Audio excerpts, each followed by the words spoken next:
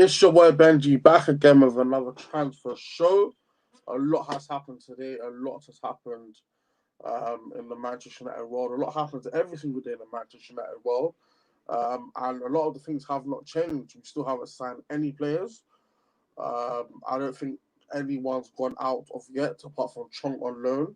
So it's still the same transfer news as a few days ago. But there are some speculations that have come out.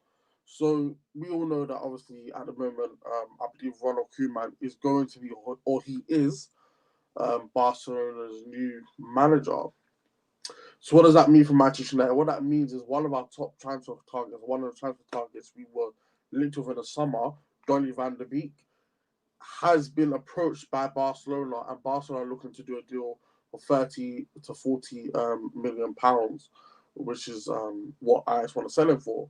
Ronald Koeman has worked with him at the Netherlands squad. He's friends with Frankie de Jong. Koeman wants to play a 4-2-3-1 at Barcelona. So it would make more sense to have De Jong and Van der Beek, who did so well for that Ajax run in the Champions League together. He wants to reunite them, the two of them, into the midfield. And for me personally, I feel like it just goes to show that Manchester United, once again, we're sleeping on another transfer target. We're sleeping on another player that can come into our club and have an impact and actually come into the squad and improve the squad. I feel like for 30, 40 million, Van der Beek is an absolute steal. He's an absolute snip. And I feel like Ed Woodward and Matt Judge and all of the people that are running the transfers are doing a massive disservice to Ollie.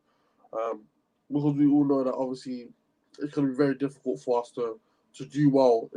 Let's not even talk about the Champions League, but the Premier League, if we don't strengthen, because we only scraped it into the top four.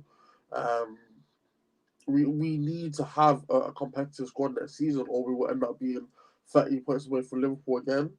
Um, and we won't be competitive. That's just the long and the short of it. A lot of the Sancho deal and a lot of these deals are haggling, and we're taking long to pull it over the line. For me, it's very frustrating, and I feel like Manchester United have been like this for so long. Ever since Woodward has taken over, he hasn't actually delivered us a good transfer window for me personally. I feel like he sells people under value, which I'm going to come to shortly, and he overpays for a lot of players. But just on the Van der Beek news, it's looking like he is going to go to Barcelona, and it'll be a massive coup for them. And if he goes to Barcelona, he starts week in week out. Um, he starts, producing top performances in the Champions League and La Liga and so on and so forth. As Manchester United fans, we have to hang our head in shame and we'll all be upset, thinking, why could we not have this guy at our club? And for me personally, I really, really like Donny van der Beek. He can play number 6, he can play number 8, he can play box to blocks, he can play deep line playmaker, he can create and he can score goals. I would really love someone like that to come into our midfield and give the competition to Pogba. Um, if, for example, Bruno Fernandes injured, we could change it to a 4-3-3, have him and Pogba in the eights. If, for example, Maxis wants to come out, you can have the two in midfield as a double pivot, him and Pogba rotating, and Bruno just in front of them. But I still feel like Manchester United have not done enough for this transfer. It's absolute still. We're looking to buy the best talent, young talent Europe has to offer of a certain age. I think Bruno's at 25. The age between the age of 23 or 22 to 25, we're trying to look for the best talent. And while it's available, we haven't moved in. At Barcelona, I'm going to come in and take one of our players. And for me, I feel like it's actually a real big piss take from the board. And they're not helping them out.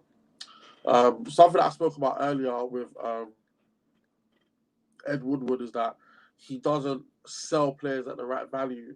And we're looking to sell 6 players this summer, I believe. We're looking to sell Alexis Sanchez, who is gone, who's in the European final on Friday.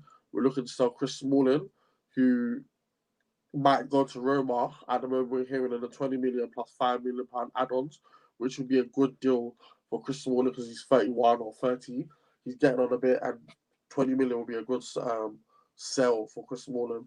Marcus Rojo, I feel like we can get £10 million for him. Anything less, we are getting bumped again. I feel like Woodward needs to stamp his authority and actually learn how to sell a lot of these players off. We sold people like Di Maria for 50 million when we could have got more. We sold the Pie for like 20, 25 million. Like a lot of these players were selling for joke, for peanut. We sold Januzaj for 15 million pounds. A lot of the deals that he's done is just a joke. Phil Jones, I'll just get rid of him. I'll just release him on a free because I feel like he's getting £100,000 a week. Anyone that plays Football Manager knows that if you have a wage budget, 100 grand a week is a lot towards that wage budget. We have a certain wage budget given to us by the year, by the board or whatever. And obviously, due to FFP, we have to work under that budget. And I feel as if Phil Jones and Smallings and Rojo, all these players are collecting big money at our club, and they need to go. Because one of the biggest problems that we have at this club is that, let's say, for example, somebody comes in, Akula Bali comes in for argument's sake, he's going to say, look, Phil Jones on 110 grand a week, I want 245 grand a week. Because if Phil Jones is on that, and I'm going to be starting every week, and then what that does, it disrupts the wage budget, and it disrupts certain players. And I feel like we have to start changing that mentality and the ethos at the club. It's very, very, very, very, very important. Jesse Lingard, I feel like we can get at least 20, 25 million pounds for him. As you saw against Leicester, still a decent player against Crystal Palace, still got something to offer. But I still feel like we need to move him on. He's one of the players that he can't come off the bench in impact games.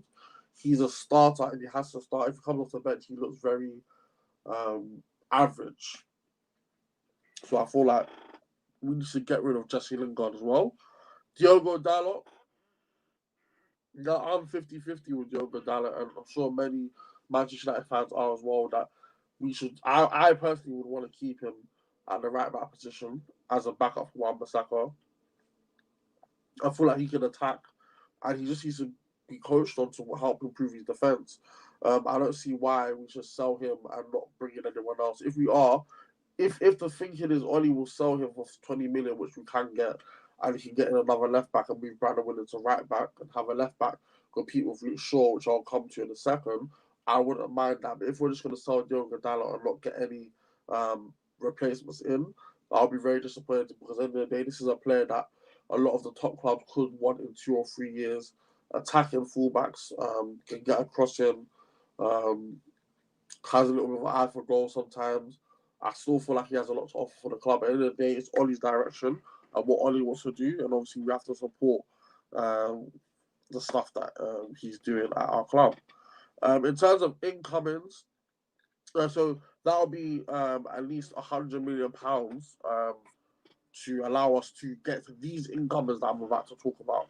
So I saw somebody source on the internet said that Manchester United are looking to buy 5 players this summer, and we're looking to buy a left back called Ait Nouri, a left back, quite a young left back. I believe he's from Ajax. I'm not too sure.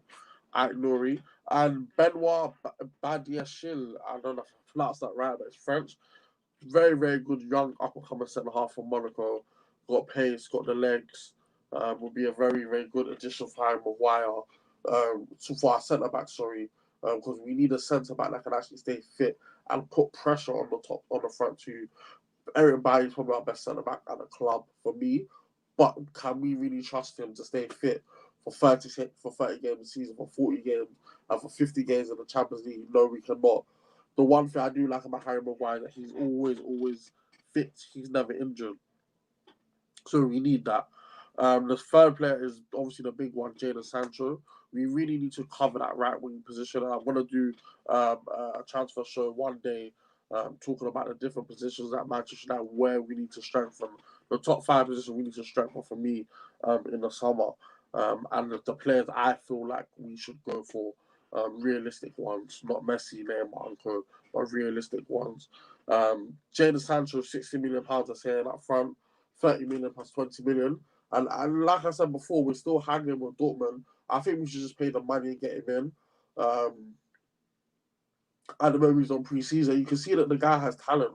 You wouldn't want like a PSG or a Barcelona or Real Madrid or someone like that to come in because they are more attractive than us at the moment. So why would we want to waste time and allow the bigger clubs next season when everyone's going to be in a level playing field because the money's going to be back, the revenue's going to be back, fans are going to be going back to stadium, sponsorship deals are going to be back on the up. Why would we want to compete with Real Madrid and Barcelona? Because 9 times out of 10, a player will first go to Barcelona and Real Madrid over Manchester United.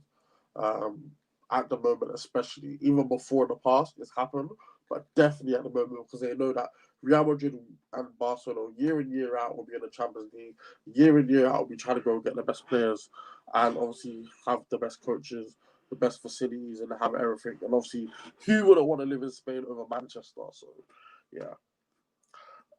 Then also a winger called Jens Peter Hag, and I've never heard of this guy before, but they're saying that we're trying to get him for £12 million. He'll be a young player coming off the bench. I feel like we need more than just names like the names that people have I've just read out just there. I feel like we need quality players. 4 players minimum is needed in the summer. If you don't get 4 players, we are definitely going to struggle next season due to the League Cup, international fixtures because of the Euros coming up. Champions League, FA Cup, and the Premier League, we will struggle to do well in all those competitions. And for us, I feel like a lot of the time to get over the final hurdle, we've lost 3 semi-finals this season. You can put that down to a lot of things, but I put that down to a lot of things like squad depth. We didn't have the squad depth in the Chelsea game to go for the top 4 and to go for the FA Cup. If we had the squad depth, if we won earlier matches, so to speak, I think we would have beaten Chelsea because we have a better team than Chelsea at this moment in time before they had all the Werners and the Ziyech's coming to their club. So that's been your transfer updates. I'll be doing another one tomorrow. Hopefully, I'll have a guest with me. Stay tuned for the podcast, which is dropping, I believe, at 8 o'clock with Saeed, Flawless, Aaron, and obviously your host, the main man, Usmaan. Thank you for all support. Like, share, and comment on this video. I'll be replying to every single comment that I do see in these videos. I'm going to start doing that more often and interacting with you guys more. Follow me on Twitter. My socials will probably be at the bottom. And that's been your boy Benji. Peace.